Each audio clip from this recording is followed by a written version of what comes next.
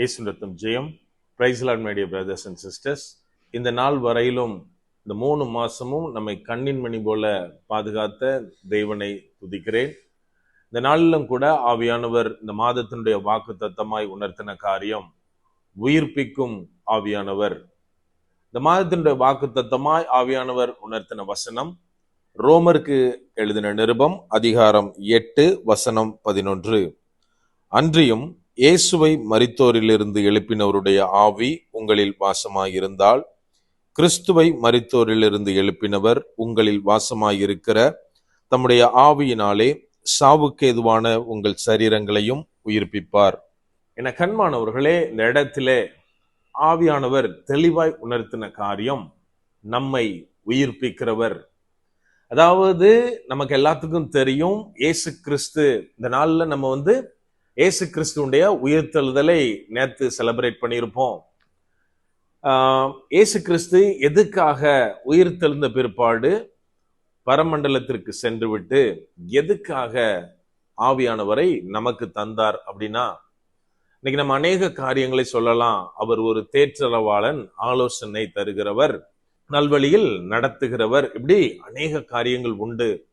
மெயினா எதுக்காக அப்படின்னா, ஏதோ நம்ம அற்புதங்களை செய்வதற்காக, அந்நிய பாஷை பேசுவதற்காக, இன்னும் தீர்க்க தரிசனம் சொல்றதுக்காக இதுக்கு மாத்திரம் கிடையாது. மாறாக நம்முடைய ஆவிக்குரிய அனுபவத்தில் நம் மாம்சத்தை ஓவர் கம் பண்ணி வளர்றதுக்காக.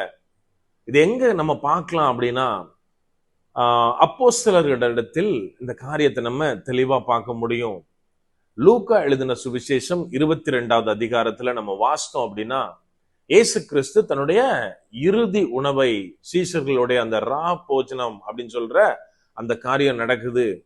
இப்ப சொல்றாரு, நான் உங்களோட, அதாவது நான் பாடுபடுறதுக்கு முன்னாடி உங்களோட இந்த ஃபுட்டை சாப்பிட்றதுக்கு ரொம்ப ஆசையா இருந்தேன். இதுதான் நான் கடைசியா உங்களோட சாப்பிடுற சாப்பாடு. இனிமே நான் சாப்பிட போறது இல்லை அப்படின்னு அங்க சீசர்களிடத்துல சொல்லியாச்சு. ஆனா அவர் பாடுகளை குறித்து அந்த சீஷர்கள் ஃபீல் பண்ணாங்களா அப்படின்னா கிடையாது. மாறாக அங்க அவங்களுக்குள்ள என்ன நடக்குது அப்படின்னா, நம்மள யார் பெரியவன், ஏன் அப்படின்னா நம்மளுக்கு லீடரா இருந்தவர் அவரு மரணம் அடைய போகிறார், மறிக்க போகிறார்.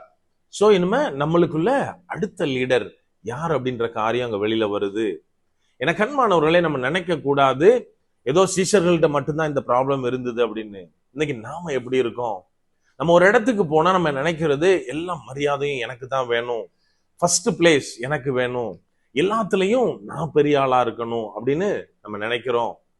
இது எப்படிப்பட்டது? நம்முடைய மாம்சம் நம்ம ஓவர் கம் பண்ணி அது பெரிய ஆளா இருக்குது. இதைத்தான் காட்டுது. இயேசு கிறிஸ்து பார்த்தாரு, இந்த சீஷர்களை இப்படியே விட்டுட்டு போனா அவ்வளவுதான், இவங்க நம்மளுடைய காரியத்தை செய்ய மாட்டாங்க, நீயா நானா போட்டியிலே எல்லாத்தையும் விட்டுருவாங்கன்னு சொல்லிட்டு தான் ஆவியானவரை அனுப்புகிறார். நம்ம கொஞ்சம் யோசித்து பார்த்தா, அதுக்கு அப்புறம் ஆவியானவரை பெற்றுக்கொண்டதுக்கு அப்புறம் இந்த அப்போஸ்தலருடைய வாழ்க்கை எப்படி இருந்தது? இயேசு கிறிஸ்துவுக்காக மாத்திரம்தான் இருந்ததே ஒழிய அவங்களுக்குள்ள நீ பெரியவனா, நான் பெரியவனா, நான் தான் முன்னாடி இருக்கணும், எந்த காரியமும் வரல. என கண்மானவர்களே, நம்மள இன்னைக்கு அநேகருக்கு என்ன ஆசை தெரியுமா? தனக்கு தான் எல்லாம் வரணும், தனக்கு தான் பெரிய பாராட்டு கிடைக்கணும். இது ஒருவேளை தவறு இல்லாம கூட இருக்கலாம். ஆனா எப்போ நம்மளுக்கு அந்த பாராட்டு வரும் தெரியுமா? ஒரு பேட்டில் நம்ம வின் பண்ணதுக்கு அப்புறம், ஒரு யுத்தத்துல, அதாவது ஒரு எக்ஸாம்ல நம்ம பாஸ் பண்ணாதான் அதுக்குள்ள ரிவார்டு கிடைக்கும். ஆனா நம்மள இன்னைக்கு எல்லாருக்குமே எக்ஸாம் வேண்டாம், எங்களுக்கு ரிவார்டு வேணும். நாங்க எந்த பேட்டிலுக்குள்ளேயும், எந்த பேட்டில் ஃபீல்ட்லயும் நாங்க இருக்க விரும்பல. ஆனா எல்லா மரியாதையும் பாராட்டும் எனக்கு வேணும் அப்படின்னு நம்ம நினைக்கிறோமா? சவுளை போல நம்ம வாழ்கிறோமா? 1 சாமுவேல் புஸ்தகம் 17வது அதிகாரத்துல பார்த்தா, அங்க பெலிஸ்தியன் அவ்வளோ நாள் நின்று இஸ்ரவேலின் தேவனை நிந்தித்தான் அப்படின்னு நம்ம வாசிக்கிறோம். அப்பெல்லாம் இந்த சவுல் ஒண்ணுமே பண்ணல. தான் யுத்த வீரனா இருந்தாலும் சரி, தேவனாலே அபிஷேகம் பண்ணப்பட்டவனா இருந்தாலும் சரி, மற்றவங்கள மாதிரி ஓடி ஒளிந்தவனாக காணப்பட்டான். ஆனா எப்போ தாவீது தேவன் மேல் அவன் நம்பிக்கையா இருந்து தேவ பலத்தினாலே அந்த பெலிஸ்தியனை முறியடித்த பின்பு எல்லாரும் என்ன பண்ண ஆரம்பிச்சாங்கன்னா, சவுலவுடையும் தாவீதை ரொம்ப பிரைஸ் பண்ண ஆரம்பிச்சாங்க. இப்போ சவுலுக்கு பிரச்சனை ஸ்டார்ட் ஆகுது. என்ன அப்படின்னா, அது எப்படி நான் பெரிய ஆளா இருக்கிறேன், நான் ஒரு பெரிய ராஜாவா இருக்கிறேன், நான் அபிஷேகம் பண்ணப்பட்டவன். ஆனா இந்த ஜனங்கள் எப்படி தாவீதை புகழலாம்? சவுல் கொண்டது 1000, தாவீது கொண்டதோ 10,000 அப்படின்னு எப்படி பாடலாம் அப்படின்னு சவுல் பேச ஆரம்பித்தான். என கண்வானவர்களே, இன்றைக்கு நாம் சவுலுடைய ஆவியை உடையவர்களா? நம்ம கொஞ்சம் யோசித்து பார்க்கணும். நான் பேட்டில் ஃபீல்டுக்கு போக மாட்டேன், பேட்டில் எனக்கு பிடிக்காது, ஆனா அதுல வர்ற ரிசல்ட்னால வர்ற அந்த பாராட்டு எனக்கு வேணும், மற்றவங்களால நம்ம புகழப்படணும் அப்படின்னா இது எப்படி சாத்தியமாகும்? நம்ம கொஞ்சம் திங்க் பண்ணி பார்க்கணும். எனக்கு அன்பானவர்களே, இன்னைக்கு ஒருவேளை நம்ம பேட்டில் ஃபீல்ட்ல இருக்கும்போது நம்ம சில நேரத்துல தோத்ததை போல காணப்படலாம். நம்ம அந்த நாள்ல நினைச்சு பார்க்கணும். தாவீது அந்த கவனை எடுத்துட்டு போறப்போ ஈவன் அவனோடு கூட இருந்தவங்க கூட அவனை எந்த மாதிரியா ட்ரீட் பண்ணிருப்பாங்க. என்னடா இவன் பைத்தியக்கார மாதிரி பண்றான், அங்க அவ்வளோ பெரிய பெலிஸ்டியன், அவ்வளோ பெரிய பராக்கிரமசாலி நின்று இருக்கான், இங்க ஒரு ஆர்மி அவனுக்காக பயந்து ஒளிஞ்சிட்டு இருக்கு, இவன் ஒண்ணுமே தெரியாதவன், ஆடு மேய்ச்சிட்டு இருந்தவன், இஸ்ரவேலின் தேவனை நம்பி நான் போறேன் அப்படின்னு போறானே, இவனுக்கு என்ன நடக்க போகுது அப்படின்னு ஏளனமா கூட சிலவர் பேசியிருக்கலாம். ஈவன் ஏசு கிறிஸ்துவுக்கு இதான் நிலைமை. நம்ம இன்னைக்கு குட் ஃப்ரைடே அன்னைக்கு ஏசு கிறிஸ்து இறப்பாரு, ஈஸ்டர் அன்னைக்கு உயிர் தெழுந்துருவார் அப்படின்னு இன்னைக்கு சொல்லலாம். ஆனால் ரியல் குட் ஃப்ரைடே, அந்த ஃபர்ஸ்ட் என்னைக்கு ஏசு கிறிஸ்து ரியலா மரிச்சாரோ அந்த நாள் நம்ம கொஞ்சம் யோசித்து பார்க்கணும். எனக்கு அன்பானவர்களே, ஏசு கிறிஸ்து நம்மிடத்துல, அதாவது மனிதர்களுடைய பார்வையில பிற தெய்வங்களிடத்திலிருந்து எப்படி வேறுபடுகிறார் நம்ம கொஞ்சம் யோசித்து பார்த்தா தெரியும். ஏசு கிறிஸ்து பிறந்தார், மற்ற தெய்வங்களும் பிறக்கின்றன, நாமளும் பிறக்கிறோம், வீட்டுல வளர்றோம், ஆஸ் யூஷுவல் எல்லாருக்கும் காமன் தான். ஈவன் அவருடைய ஹீலிங் கூட இன்னைக்கு நிறைய பேர் சொல்லலாம். நான் சில சில ஆசனாஸ் வச்சு இன்னும் அநேக காரியங்களால நான் பிராக்டிஸ் மூலமா நிறைய பேரை ஹீல் பண்றேன், நான் இதுல இருந்து ஹீலா இருக்கேன் அப்படின்னு நிறைய பேர் சொல்லலாம். அப்படியானால் ஹீலிங் கூட காமனான ஒரு விஷயம்தான். Even doctors can heel patients. So இந்த மாதிரியான காரியங்களை கூட இன்னைக்கு நிறைய பேர் கேள்வி கேட்க முடியும். நம்ம கொஞ்சம் யோசித்து பார்க்கணும். ஏசு கிறிஸ்து இந்த உலகத்திற்காக மரித்தார். இதை கூட நம்ம மற்றவங்களோட கம்பேர் பண்ண முடியும். ஏன் அப்படின்னா, ஃப்ரீடம் ஃபைட்டர்ஸை எடுத்துக்கிட்டோம் அப்படின்னா அவங்கள யாருக்காக மரிச்சாங்க, யாருக்காக அடி வாங்கினாங்க? மற்றவங்களுக்காக. தனக்காக எதையுமே தேடல, பிறருக்காக தியாக மனப்பான்மையோட அவங்க அடி வாங்கினாங்க, மரிச்சு போனாங்க, இன்னைக்கு மக்களுடைய மனசுல வாழ்றாங்க. சோ இதையும் மற்றவர்கள் ஏசு கிறிஸ்துவோட கம்பேர் பண்ணலாம். ஆனால் வேறியாகிற அந்த ஒரு விஷயம் என்ன அப்படின்னா உயிர்த்தெழுதல். இன்னைக்கு உலகத்துல பிறந்த எல்லாருடைய கல்லறைகளும் கல்லறையாகவே மூடி இருக்கு. ஆனா ஏசு கிறிஸ்துடைய கல்லறை மாத்திரம்தான் வெறுமையா திறந்திருக்கு. ஏன்னா அவர் உயிர் தெழுந்து விட்டார். என கண்மானவர்களே, ஏசு கிறிஸ்து சென்ற பேட்டில் கிரவுண்ட் என்ன அப்படின்னா, பிசாசோட அந்த பிரச்சனை எப்ப ஆரம்பிச்சது அப்படின்னா ஆதியாகமத்துல ஆரம்பிக்குது. தேவன் சொல்றாரு, உன் வித்துக்கும் ஸ்திரீன் வித்துக்கும் அப்படின்னு ஏசு கிறிஸ்துவை பற்றி அங்கே சொன்ன வார்த்தை, அந்த தீர்க்க தரிசனம் நிறைவேறுவதற்காக ஏசு கிறிஸ்து தன்னை இந்த உலகத்திற்கு மனுஷகுமாரனாக ஒப்பு கொடுத்து பாவிகள் மத்தியிலே வாழ்ந்து பிறருக்காக மரித்து அவர் அடக்கம் பண்ணப்பட்டு உயிர் தெழுந்து, அந்த நேரத்துல நம்ம நினைச்சு பார்க்கணும், இந்த இன்பிட்வீன் கேப்ல என்னைக்கு மரிக்கிறாரோ, சிலுவையில் அறையப்படுறாரோ, அன்னைக்கு அநேக பேர் சொல்லியிருப்பாங்க, என்னன்னா எல்லாம் முடிஞ்சுது, இவன் பெரிய ஆள் மாதிரி அங்க எங்க சுத்திட்டு இருந்தான், எல்லாரையும் ஹீல் பண்ணா, இப்ப அவனுக்கு என்னென்ன ஆச்சுன்னு பாத்தீங்களா?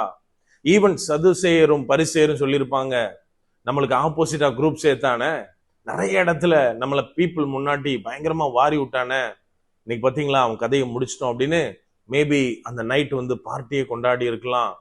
எனக்கு கண்மானவர்களே, பிசாசு ஆனந்தமா சிரிச்சிருப்பான், ஏளனமா சிரிச்சிருப்பான். ஓ எல்லாம் முடிச்சிட்டேன், அதாவது மனுக்குலத்தை எப்படி மீட்டுருவான்னு நினைச்சேன், பட் இந்த நேரத்துல இவனை கொலை செஞ்சது மூலமா, இவனை சிலுவை மரணத்துல உட்படுத்தினது மூலமா நான் எல்லாத்தையும் ஓவர் கம் பண்ணிட்டேன் அப்படின்னு பிசாசானவன் இன்னைக்கு நினைச்சிருக்கலாம்.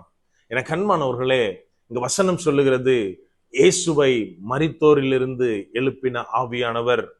அப்படியானால் இந்த உயிர்த்தெழுதின் மூலமாக இயேசு கிறிஸ்து எல்லாவற்றையும் ஜெயமாக மீட்டெடுத்தார், மனுக்குலத்தை மீட்டெடுத்தார். பிசாசனுடைய எல்லா பேச்சுகளையும் சரி, மற்றவர்கள் பேசின எல்லாவற்றிற்கும் ஒரு முற்றுப்புள்ளி இங்க வைக்கப்பட்டது.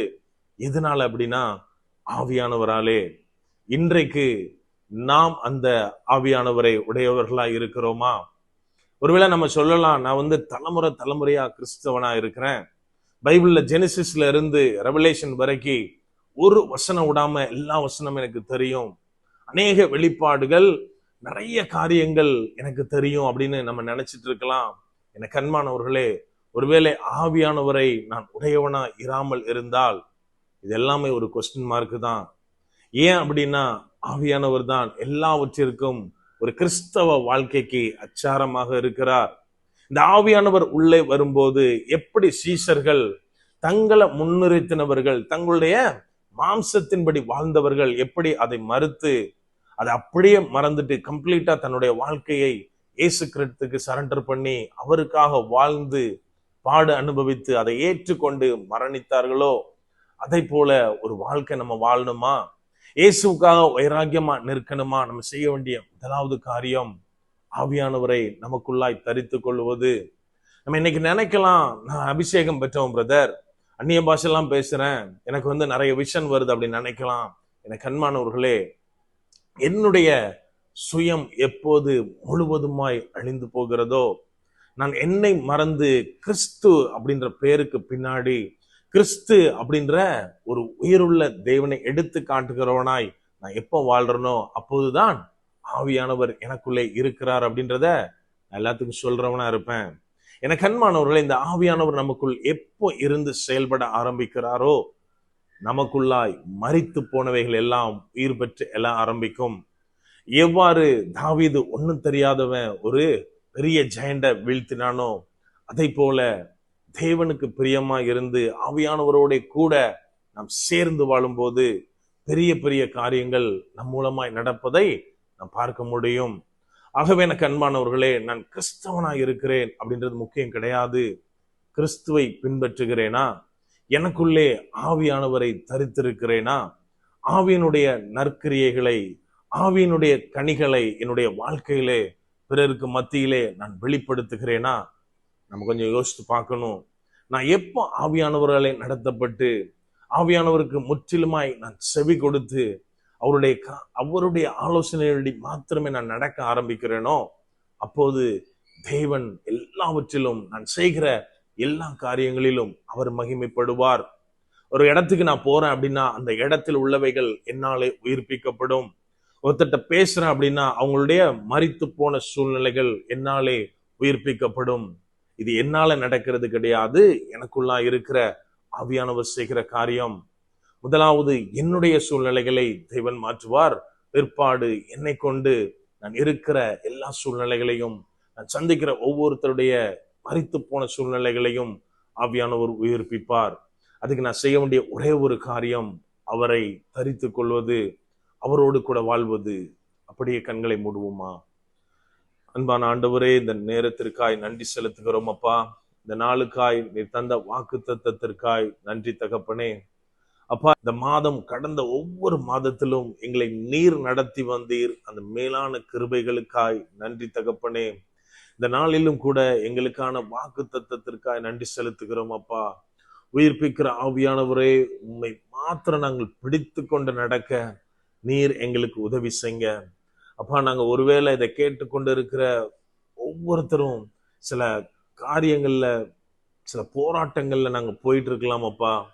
ஆவியானவரே, நீர் பொறுப்படுத்திக் கொள்ளுங்க அப்பா. ஒவ்வொரு இடத்திலும் ஜெயம் காண ஆவியானவர் நீர் எங்களுக்கு உதவி செய்யுங்கப்பா. அப்பா, மரித்தோரிலிருந்து எழுப்பின ஆவியானவர் நீர் எல்லா மரித்து போன சூழ்நிலைகளையும் மாற்ற வல்லவர். அதை விசுவாசித்து இந்த நேரத்திலே அறிக்கையிடுகிறோம் தகப்பனே. ஒருவேளை எங்களுடைய காரியங்கள் அப்பா மரித்து பல வருடங்களா இருக்கலாம். அது எங்களுடைய ஸ்பிரிச்சுவல் திங்கா இருக்கலாம், பினான்சியல் காரியங்களா இருக்கலாம், எங்களுடைய அபிஷியல் திங்ஸா இருக்கலாம், எங்களுடைய பிசினஸா இருக்கலாம். வாட் எவர் லார்ட், உம்மாலே முடியும் என்பதை விசுவாசிக்கிறோம் தகப்பனே. நீர் எழுப்பி கொண்டு இருக்கிறீர், அதற்காக நன்றி தகப்பனே. அப்பா, ஒருவேளை எங்களோடு இருக்கிறவங்க நாங்க போயிட்டு இருக்கிற பாதையினுடைய கஷ்டத்தை பார்த்து அவங்க நினைக்கலாம் இவ்வளவுதான், எல்லாம் முடிஞ்சதுன்னு நினைக்கலாம். ஆனாலும் ஆவியானவர் எங்களுக்காய் உயிர்ப்பிக்கிறீர், அதற்காய் நன்றி செலுத்துகிறோம் அப்பா. எங்களுடைய மரித்து போன ஒவ்வொரு சூழ்நிலைகளிலும் இயேசு கிறிஸ்துடைய இரத்தத்தை இந்த நேரத்தில் தெளிக்கிறோம் தகப்பனே. ஆவியானவரை நீர் பொறுப்படுத்திக் கொள்வீராக. முற்றிலுமா எங்களை தாழ்த்தி ஒப்பு கொடுக்கிறோம். மறுபடியுமா இந்த நாளுக்காய், இந்த மாதத்தினுடைய வாக்கு தத்தத்திற்காய் நன்றி செலுத்துகிறோம் அப்பா. பொறுப்படுத்தி வழி நடத்துங்க. இப்ப இயேசுவின் மூலம் ஜெபிக்கிறோம். ஜெபம் கேளும் எங்கள் நல்ல பிதாவே. ஆமென். God bless.